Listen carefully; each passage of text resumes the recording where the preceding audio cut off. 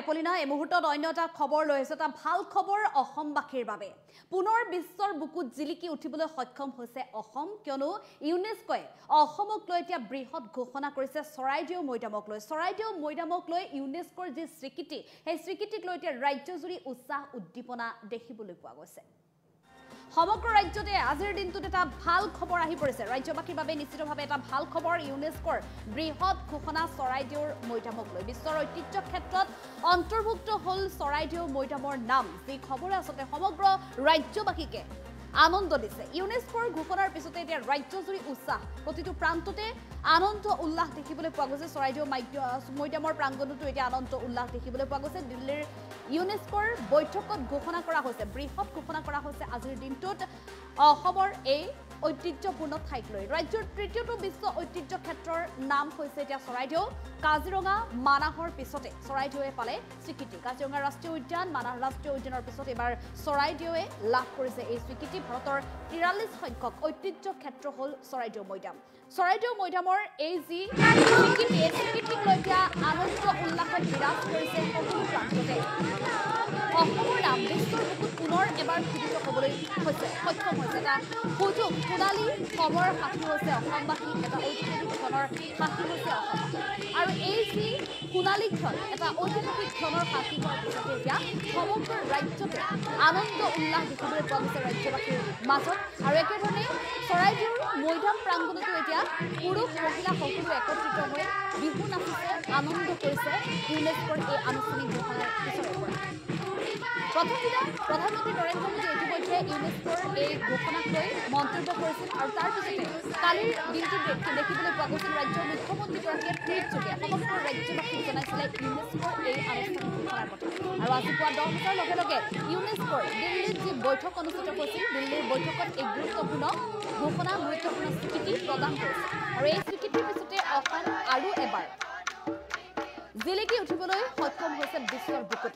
কাজিৰঙা ৰাষ্ট্ৰীয় উদ্যান, মানাহ ৰাষ্ট্ৰীয় উদ্যানৰ পিছতে এইবাৰ তৃতীয়খন বিশ্ব ঐতিহ্য ক্ষেত্ৰ হিচাপে চিহ্নিত কৰিছে চৰাইদেউ মৈদামক। গতিকে নিশ্চিতভাৱে ভাল খবৰ। আৰু আজিৰে পৰা চৰাইদেউ মৈদামত দেখিবলৈ পোৱা গৈছে ব্যাপক ব্যস্ততা। সকলোৱে শাৰী পুচি চফা কৰিছে, সুন্দৰ কৰি তুলিছে চৰাইদেউ মৈদামৰ প্ৰাংগণ। মুঠতে সমগ্ৰ ৰাজ্যবাসীৰ মাজত যি আনন্দ উল্লাস বিৰাজ কৰিছে ইউনেস্কোৰ এই আনুষ্ঠানিক ঘোষণা, তাক লৈ এতিয়া সমগ্ৰ অসমবাসী উৎফুল্লিত। মুখ্যমন্ত্ৰী ডক্টৰ হিমন্ত বিশ্ব শৰ্মা আৰু প্ৰতিগৰাকী শিৱসাগৰবাসী। আৰু দেখিবলৈ পোৱা গৈছে চৰাইদেউতো এতিয়া আনন্দ উল্লাসে বিৰাজ কৰিছে। মুখ্যমন্ত্ৰীগৰাকীয়েও এই সন্দৰ্ভত মন্তব্য আগবঢ়াইছিল। চৰাইদেউ মৈদামক ইউনেস্কোৰ আনুষ্ঠানিক ঘোষণাৰ পিছতে এতিয়া মুখ্যমন্ত্ৰীগৰাকীয়েও মন্তব্য আগবঢ়াইছে।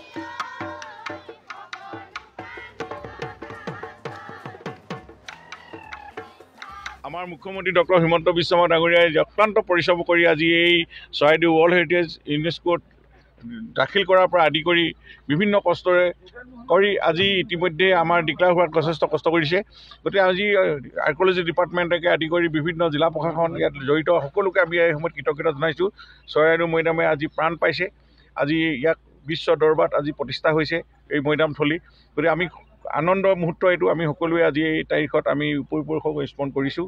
আজি পুলিং পথাৰসকল, ৰজা মহাৰাজাসকল যিসকলৰ মৈদাম আছে, ইয়াত প্ৰায় 42টাকৈ মৈদাম আজি বিশ্ব দৰবাৰত প্ৰতিষ্ঠা হৈছে। গতিকে এইটো কথা আজি গোটেই অসমৰ কাৰণে এইটো গৌৰৱৰ কথা আৰু ভাৰতবৰ্ষৰ কাৰণে গৌৰৱৰ কথা। গতিকে আজি আমি খুব ইয়াত চাকি বন্তি জ্বলাই আমি সকলো গোট খাইছোঁ। ইয়াতে আজি অকণমান আনন্দ উল্লাস কৰা সময়ত আমি সকলোৱে এই বিষয়টো আজি বিশ্ব দৰবাৰত প্ৰতিষ্ঠা কৰা এই মুহূৰ্তটো আমাৰ কাৰণে বিৰল মুহূৰ্ত। গতিকে এই ঐতিহাসিক সন্ধিখনত আমি সকলোৱে সাক্ষী হ'ব লাগে। মই সকলো ইয়াত সংগঠন যিসকলে নেৰানেপেৰা প্ৰচেষ্টাত, যিসকল বুৰঞ্জীবিদ, ডক্টৰ যোগেন ফুকনৰ দৰে বুৰঞ্জীবিদে যিধৰণে ৰিচাৰ্চ কৰি আজি ইয়াত এটা সমল গোটাইছিলে, ডক্টৰ নৰিয়াল আৰ্কিঅলজি ডাইৰেক্টৰ বাইদেউ, কুলি বাইদেউ, তেওঁলোকে যিমান প্ৰচেষ্টা কৰিলে, আমাৰ এই বিধায়ক ধৰ্মেশ্বৰ কোঁৱৰ আদি কৰি বিভিন্ন ধৰণৰ ইয়াৰ স্থানীয় ৰাইজসকল সকলোৱে যেনেকৈ চৰাইদেউ মৈদামক আজি চেষ্টাৰ ফলত তেওঁলোকে এই মৈদাম সংৰক্ষণ কৰি ইয়াৰ কীৰ্তিচিহ্ন সুৰক্ষা কৰি যিমানখিনি আজি প্ৰচাৰ কৰা হ'ল, তাৰ ফলত আজি ইউনেস্কোত স্বীকৃতি পাবলৈ সক্ষম হৈছে। গতিকে এই বিৰল মুহূৰ্তত আমি সকলোকে আজি আমি চাকি বন্তি জ্বলাই আমি পৰিৱেশক স্মৰণ কৰিম, ৰাইজৰ লগত মত বিনিময় ফূৰ্তি কৰিম। এইটো ফূৰ্তি দিন, আজি আনন্দৰ দিন, গৌৰৱৰ দিন।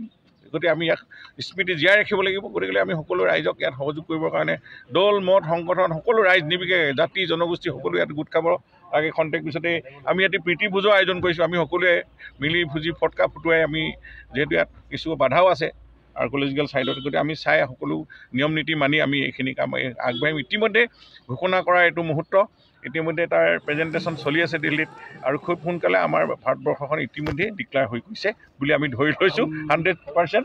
গতিকেলৈ আমাৰ ডিক্লেয়াৰ হৈ গৈছে, গতিকেলৈ এতিয়া আমাৰ এতিয়া ফূৰ্তি কৰি আমি সকলো কাম আগবাঢ়ি যাব। সকলোৱে ফোন কৰি আছে যে কিমান আজি গাহৰি মাংস খোৱা, গাহৰি মাংস ৰাইজে যিমান গোট খায় যিমান খায়, আৰু খোৱাটোনো কি, ফূৰ্তিটোৱে মেইন নহয় জানো? সেইটোৱে বিশ্ব ঐতিহ্য ক্ষেত্ৰ ইতিমধ্যে ঘোষণা হৈছে, কিন্তু চৰকাৰৰ কৰণীয় আছে যথেষ্ট আছে। আমাৰ অন্তঃগাঁথনিসমূহ গঢ় দিয়া হয় এইখিনি পৰ্যটকসকলক আদৰণি জনায়। হয়, এতিয়া আমাৰ পৰ্যটকসকল দেশ বিদেশৰ পৰ্যটকসকল ইয়াতে আহিব চৰাইদেউ মৈদাম চাবৰ কাৰণে, কাৰণ 195খন দেশ আমি জানো ইউনেস্কোত আছে। গতিকে এই দেশৰ প্ৰতিখন দেশৰ আৰ্জেণ্টিনাৰ পৰা আদি কৰি বিভিন্ন ধৰণৰ আমি তাতে যিদিনা ময়ো আছিলোঁ আৰম্ভণিৰ দিনাতে আমাৰ